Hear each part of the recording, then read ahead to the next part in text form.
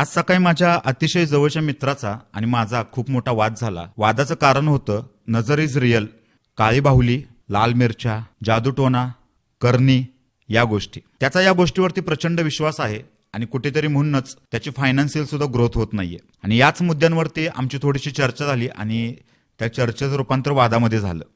आज तुम्हाला ह्या गोष्टी मी क्लिअर करून सांगतो की हे नक्की काय असतं. विषयाची सुरुवात झाली स्मृती मानधनाच्या लग्नापासून. तुम्हाला म्हटला की बघ ना, सामान्य माणसाने कसा गाजावाजा केला की नजर लागते, म्हणून आपल्याकडे जे आहे ते दाखवायचं नसतं. मी म्हटलं काय झालं, तर बघ ना, स्मृती मानधनाने एवढं मोठं लग्न केलं आणि त्या लग्नाच्या दिवशीच तिच्या बाबांना हार्ट अटॅक आला आणि म्हणून तिचं लग्न होता होता मोडलं. 2 दिवसांपूर्वी सूरज चव्हाणचं लग्न झालं. त्या लग्नामध्ये अभिनेत्री जान्हवी किल्लेकर खूप नटून गेल्या होत्या आणि त्यांना तिथे नजर लागली, त्याच्यामुळे त्या आजारी पडल्या. त्यांनी इंस्टाग्रामच्या पोस्टमध्ये सुद्धा तसं खाली मेन्शन केलंय की नजर इज रिअल. आणि अशा बऱ्याच गोष्टी बोलायला लागला तो. मग मी थोडासा हा मुद्दा खोडून काढण्याचा प्रयत्न केला. मी त्याला एकच म्हटलं की स्मृती मानधनाने मोठं लग्न केलं किंवा लग्न करत असताना तिच्या बाबांना हार्ट अटॅक येणं, याला तुम्ही कसं काय म्हणू शकता की नजर लागली? लग्नाचा दिवस आहे, स्वतःच्या मुलीचं लग्न आहे, घरच्या माणसाची धावपळ होतेच, वेळेवर जेवण होत नाही. मग अशा वेळी त्यांना वय जास्त असल्यामुळे छातीत दुखणं स्वाभाविक आहे किंवा दुखलं असेल, त्याला नजर लागली कसं काय तुम्ही म्हणू शकता? पण मला एक सांगा, अंबानी आपल्या मुलाच्या लग्नामध्ये हजारो कोटी खर्च करतो, ज्या लग्नाची पूर्ण जगामध्ये चर्चा होते, त्यांना बरं नजर लागत नाही? आपल्या सर्वसामान्य माणसांनाच का नजर लागते? लहानपणी तब्येत जरा चांगली झाली, तब्येत जरा सुधारली की आई लगेच म्हणते आजारी पडल्यानंतर बाळाला माझ्या कोणाची तरी नजर लागली, म्हणून काळा टिक्का लावला जातो. मग जर तब्येत चांगली झाल्यानंतर कमी कपडे आपण घालतो आणि कमी कपडे घातल्यानंतर जर आपल्याला नजर लागत असेल, तर मला एका प्रश्नाचं प्रामाणिकपणे उत्तर द्या. जे बॉडी बिल्डर लोक असतात ते हजारो लाखो लोकांसमोर स्टेजवरती जाऊन अंग प्रदर्शन करतात, शरीराचे पार्ट्स दाखवतात, त्यांना बरं नजर नाही लागत? ते का नाहीत मग आजारी पडत? काही लोकांना पटेल, काही लोकांना पटणार नाहीये, पण आज तुम्हाला प्रामाणिकपणे सांगतो, हे सगळे आपल्या मनाचे खेळ असतात. ज्याचा माइंडसेट स्ट्रॉंग असतो ना, त्याचा या गोष्टींवरती कधीच विश्वास नसतो बसत.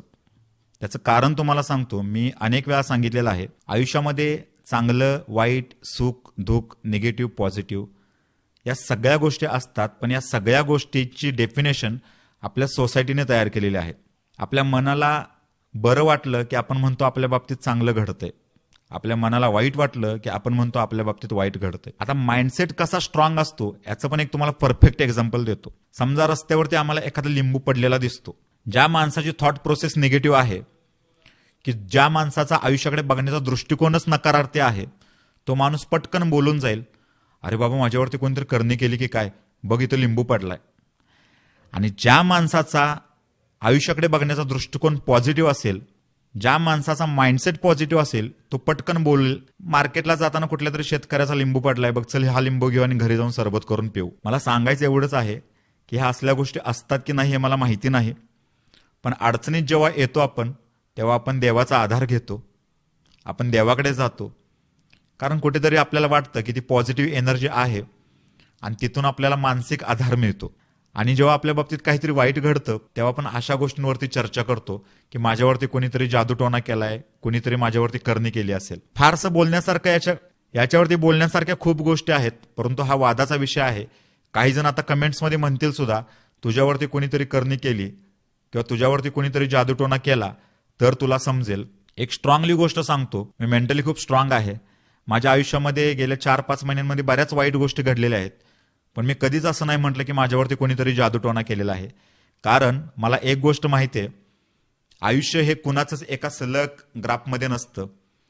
अप डाऊन्स, अप डाऊन्स, चांगलं वाईट हे घडतच असतं. आज जरी माझं वाईट घडत असेल, उद्या चांगलं होणार आहे. उद्या चांगलं होणार असेल तर परवा माझ्या आयुष्यामध्ये काहीतरी वाईट घडणार आहे.